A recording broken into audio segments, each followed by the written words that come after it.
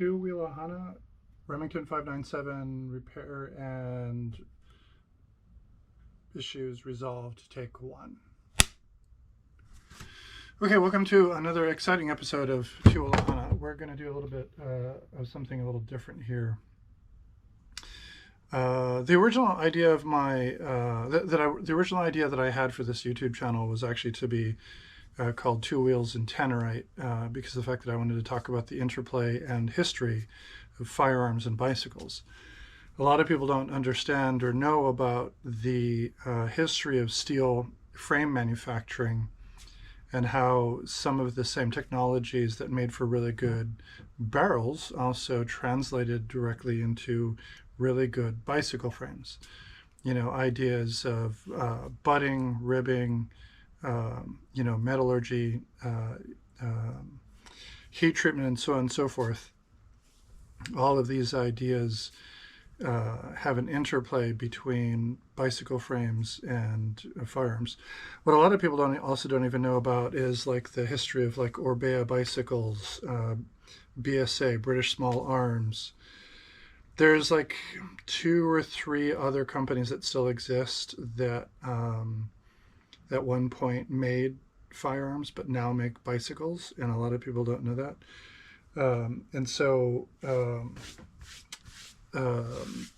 it's a slight aside, but I figured it wouldn't hurt to give you a little bit of context of why I'm talking about this and why I'm talking about something non-bicycle related. Part of the reason why I made the decision to move away from the Two Wheels and Tannerite thing was because YouTube made a bunch of changes about what you can and cannot show and talk about on YouTube without potentially being penalized and or just removed entirely from the platform, which is very, very frustrating. It is what it is at this point. Okay, so for those of you who own a Remington 597, no doubt you've had your fair share of problems. I got my 597 something like 15 years ago or something like that. I basically got it in payment for doing a bunch of computer repair work for a customer of mine. I work in IT. And he invited me to go shooting. I explained that I didn't own a firearm. He basically paid me, for lack of a better expression, with a firearm. Yes, it went through all the appropriate FFL transfer, all that stuff, before people jump to any conclusions. Also, and since I'm here talking about firearms, the other thing that you want to keep in mind is the primary gun rules of treat every firearm as though it's loaded, keep your finger off the trigger, don't point at anything you don't want to destroy. In this specific case, these rules kind of don't apply, simply because of the fact that literally all the mechanisms that would allow this firearm to function are completely taken apart. Sorry, I know this is a little bit long-winded, but for those of you who don't know anything about firearms, these are all directly relevant. Okay, so again, going back to those of you who own a Remington 597 and no doubt have had some distinct challenges. The first challenge most people are aware of are the fact that the first generation magazines were made out of plastic. Not an optimal choice. It's not like it's a PMag, which is a glass reinforced polymer magazine, which are amazing. You can drive those things, or drive over those things with a vehicle, and they're fine. But these are just these really less than optimal plastic magazines. And then there's a secondary problem that these things have, where they have these really inexpensive, less than spectacular springs. So it's really common to have a failure to feed because of the fact that there's not enough spring tension on the backside of the feed ramp to be able to get it. It is a feed ramp, right? Feed lips? You know what I'm talking about. And so you have a problem to feed because of the fact that the spring isn't pushing up hard enough to be able to get the round into the chamber. So thankfully, there's a company, M Carbo out of Florida. They have upgradable springs. So that was the first thing I did. I should back up. I apologize. this thing has not performed well ever. It's sucked the whole time I've had it.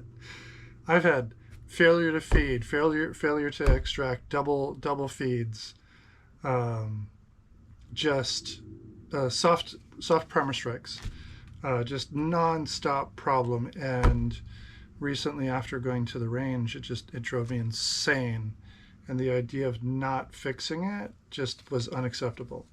So okay, so again, first major problem are these magazines. The first generation was plastic, not great. Second generation, slightly better, it's aluminum. But the problem is, if you feel the insides of these magazines, I'm not kidding, it's like a grit 90, grit 100. So imagine you have these poorly finished magazines with all of this friction on the inside of the spring. So you've got your guide that's fighting to travel through this, and then on top of that, you've got a spring that doesn't have the oomph required to be able to fight the friction on the inside of the magazine. So the rounds don't want to go, into the chamber the way they're supposed to. It's infuriating.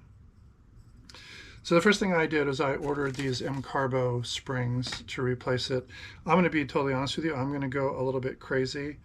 I'm going to figure out some way to be able to polish the inside of these aluminum magazines at least a little bit, so that way there isn't a huge amount of friction as the guides are going through, because it's driving me nuts. Just like I have a $100 paperweight, whatever these things are worth used. Helps if you put the words in the right order. So then the other problem that I also discovered was the fact that my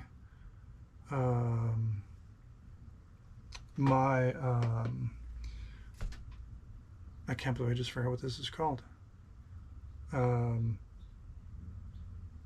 Somebody in the comments will point it out to me. It's basically the pin that hits the bullet, makes it go bang. So anyway, you can't really see it on the camera. At least I don't know if you can see that at all, but there's a weird indentation on it at an angle. So I don't know if that has anything to do with it. And then the other problem that I found as I was inspecting this thing is that the hammer, it's hitting at an angle. And so not only is this dented at a weird angle, but the hammer is dented at a weird angle. I don't know if you can see that at all. And then also we also have the extraction problem. So I ordered the Volksquarzen, however you want to enunciate it, depending upon English, German, auf Deutsch bitte. So I got their hammer and their stainless steel extractor, which is supposed to have more of a lifespan behind it. So I'm just rebuilding the whole thing. And then I also read on one of the forums that this same company, M-Carbo, makes an aftermarket spring. But the feedback I saw on it, no disrespect to M-Carbo, those guys are doing amazing work. But the feedback I got on the spring was that it just didn't quite work right. And somebody in one of the forums, and I'll drop links to all of this stuff in the comments, was basically saying you can take an AR spring, the top part of a trigger AR spring, cut these down to the appropriate length, and then replace the spring. Because supposedly this has got something crazy like a 7 or 8 pound trigger pull, whereas this will bring it down to 2.5, 3 pounds. Again, I know M-Carbo makes the spring. Their spring is like $45 or $40 or something like that. No disrespect, this is $3 off of Palmetto State Armory. Costs absolutely nothing. So I'm gonna replace all of these parts. I'm also gonna polish these magazines and do all of that. because, again, going back to what I was saying a moment ago, because of the rules of YouTube, I can't show you how to do all this stuff, otherwise I would. So I apologize about that. And if you have any questions or anything like that, I'm more than happy to answer them. Oh, and there's one other trick that I did want to point out, though. Because of the way, when you want to replace your firing pin, see, look at that, I remember the word. When you want to replace the firing pin, this divot is what holds, or is part of what it retains the firing pin, and then there's also a through pin that goes through. So when you want to punch this out, if you decide to do this kind of work yourself, it's really, really important to know, to be aware that unless if you push on the back of the firing pin due to this fact that there's a spring on the back side or inside of it, you have to push this in while you're holding onto your tap and tapping it through. Otherwise, you can bang it all day and nothing's going to happen. You have to release the tension off of the pin that holds it in place. Pardon me, sorry, I had dinner just a little while ago. Yeah, you have to push this in. Otherwise, it's just going to fight you the whole way. And my son and I banged on this pin for like 10 minutes and wouldn't release. And then finally I was like, I wonder. And so I pushed it in a little bit and it popped right out, made it super, super easy. Yeah, so that's another thing that's really important to remember. Other than that, it's not an overly complicated design. Yeah, so I'm going to rebuild this whole thing, and then I'll do a follow-up. I'll take it out to the range and then see if it resolves all the problems. I'm not Catholic or anything like that. I just think it's funny to do that. But yeah, again, if anybody has any questions, feel free to give a holler. I really appreciate it. And I'm determined to make this thing work because, again, it seems really silly to have a really good plinking gun that's basically a single action. It's like I should have bought a Marlin bolt action 22 or something like that. But yeah, anyway, so thank you. Oh, and also if you are into repairing stuff, if you're into tools, I have several tool reviews queued coming up. I have some knife reviews I'm going to do because it directly relates to certain things. Please like, subscribe, and if this helped at all, buy me a cup of coffee. I'd really appreciate it because I'd really like to be able to leverage this so I can do way more. There's a bunch of things I haven't shown on YouTube yet that I know how to do. I've got technically 3 motorcycles I'm going to be completely rebuilding. I'm even going to be building a custom tank for a 1986 GSX-R 750, first generation of the slab sides. And yeah, I appreciate it. Take care of yourself out there. And mahalo. Appreciate it.